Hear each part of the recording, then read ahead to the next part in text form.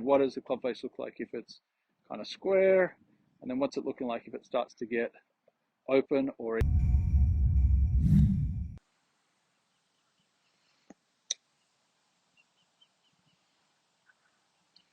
when you hit that last, sorry, that's what you're trying to do. Yeah, I was going to say, when you hit that last shot, is that kind of what you're looking for? Yeah. And but that you wouldn't say is too high. No, or no, that was okay. Yeah. Because if I go a bit more, Is it a bit bigger backswing? yeah, I get that. Yep.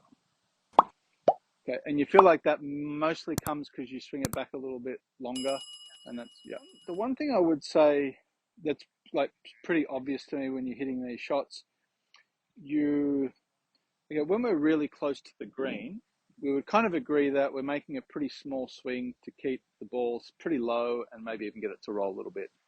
Chipping shot.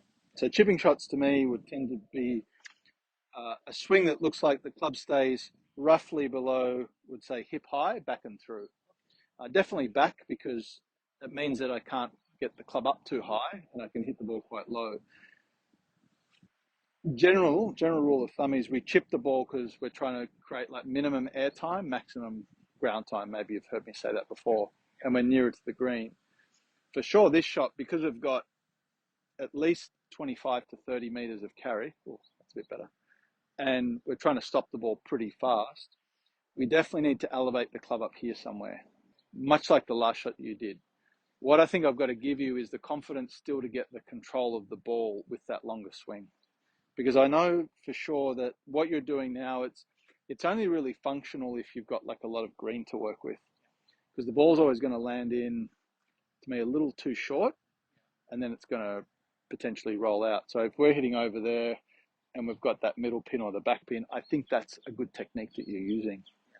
But it looks like it's not going to work as much, especially if I told you to carry it over that, straight over that bunker and stop it fast. Yeah. You could make a bigger backswing like the last one, but a controlled finish.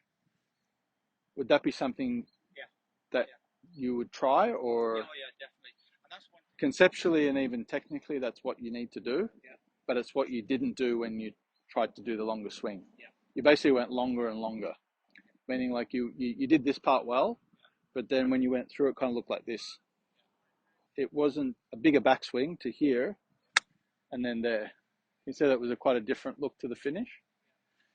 I feel like if we could get you to do that type of finish with the bigger backswing, it won't go as high. Like you mentioned, it goes pretty high.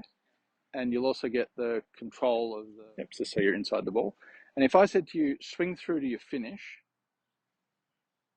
good. And if I said to you, I want the finish to be a little bit more in, so we'll call this out, we'll call this in, and around, which kind of go together a little bit. Around is like your buttons on your shirt are facing. And this would be the maximum height of the finish. for the low. Would you say for a stock? Pretty stock mid one. I want to show you one more thing with the club face. Okay, now in that position, does the club face look, would you say slightly closed, square, or open? Or not? Slightly closed. Okay, so if I said soften the grip, I mean literally just get it soft, and we're going to get it to the club face gets to, would say square, which is about there. Yeah. And then I'm going to get it to where it's just a little bit open, not much. Okay, and just take your normal grip. Yeah. There's no adjustment there. Now don't change your grip, just come back to the ball. Stop there. Yeah. Come back to the inside of the ball. Good. And do the same. Go through. Good. Does that club face now look different to where it was at the start? Okay, so we actually need to preset the face a little bit for these shots. Because if we have the club face coming in too closed, and you turn to the left, where do you think the ball's going to go?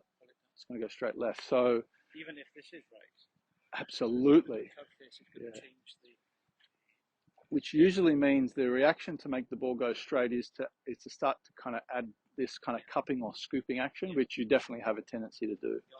So if we thought about it in reverse, just for this shot, you could actually preset the face open, let's just call it like between 3 to 5 degrees, then take your grip. So when you're coming around the corner, the club face actually looks pretty square, or it might even look toe up slightly. So I'd say we've got to have 3 goals for this shot. The first is actually to start with the club face open more than usual, which is going to be a little bit uncomfortable for you. So we're going to preset the face open. The second is commit to that bigger backswing that you did. I almost don't have to tell you. I think you've got the feel of it. It's just that maybe you struggled to commit to it all the time because the ball either goes too high or it goes offline. And then the third is to hit that checkpoint finish. Well, I always think about this, like what is the ideal outcome for the shot, or actually what are we trying to do with this shot? Now we're assuming that we have to carry that bunker, so there's no choice to land it short. So we definitely need something that's flying 80-90% of the way, hopefully with enough stopping power. It's landing soft with a little bit of spin that when it lands it can grab. And sometimes that depends on how firm or soft the green is, but that's still the intention of the shot, and that still should be how we should be making a swing that resembles that intention. And that's a pretty good start. You turned around really nicely. I felt like you controlled this part really well. I agree, it did go a little bit high, but we'll talk about why that happened as we go along, or we'll adjust it as we go along. It looked like a different release compared to what you were doing before, without a doubt.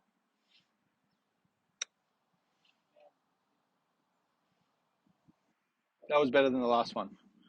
So one of the things that we could do a little bit better job of with you, and it's probably easy to see from this view, is when the club's going above the waist, it's also going to be going a little more, we call this in front of our feet, where this would be like behind. You sometimes get it a little bit around. When it's here, it's way easier to get here. When it's here, it's easy sometimes to hit the ground before the ball, and it's harder to get that little pinching sound that I got there.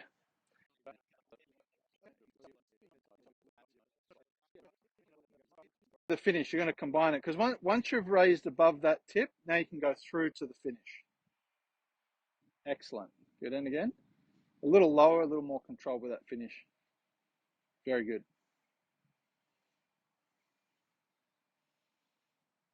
So it comes back to, I mentioned kind of 3 things at the start. Club face is a bit more open. We're connecting the club face with the finish. So for the camera, when you watch this later, at the start, you were kind of like this when you finished with your kind of strong grip, look like that. And I twisted the face and I said, what does the club face look like if it's kind of square? And then what's it looking like if it starts to get open or even, more square than where it was before? And then you kind of took your grip and you brought it back and it looked very different there. So that kind of encourages us to move into that position. So coming back, we would actually have to have the club face some amount open. So when you go here, it's not twisted so closed. And really all we're doing with the stick is we're trying to get the club to get higher and elevate above the stick, not too low and inside. So that's kind of like the both ends, if you like. So the other thing I would say, when you open the face, generally you're taking like speed out of the ball, because the club's going to come, it's going to come off the, the ball's going to come off the face much softer, which means we have to start to make a little bit more of an aggressive swing, or at least put more energy into the swing. For sure, when you were starting before, you had the club face, in a much stronger position. So you can almost make that small swing and get the ball there. It's just not such a functional shot if we're trying to get the ball to land softly. More than fine if we're chipping up the green where you've got 30 meters of green to work with. It's actually quite a functional shot, but it's not so functional if we've got to stop the ball over a bunker, or if it's cut a little bit tight, or the green's maybe a lot firmer and we need the ball to come in a little bit softer. And try a few.